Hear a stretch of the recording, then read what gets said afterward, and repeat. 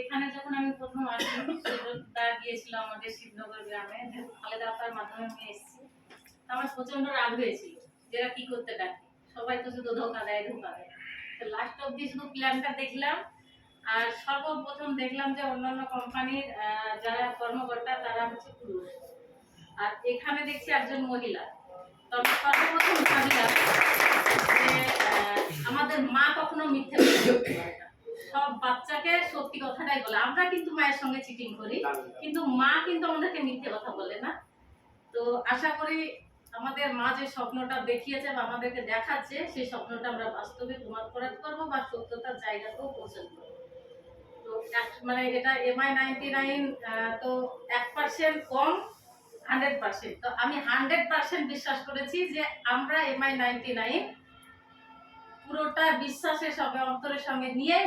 আর সর্বপ্রথম আমি আপনার জায়গাটা বিশ্বাস করেছিলাম, ম্যামের যেটা বক্তব্য ছিল দিন জুম মিটিং এ, যে আমি বিশ্বস্ত মানে হতে চাই, এইটাতে বিখ্যাত হতে চাই না, তো বিশ্বস্ত আমি হতে চাই। ওইখানে আমি ভেবেছিলাম যে এটা একদম 100% আমি মাথায় নিয়েছি যে আমাদের কোনোদিন হয়তো আর বিপদে পড়বো না, বিপদের দিন আমাদের পিছনে আছে, এখন সবই সুদিন এসছে।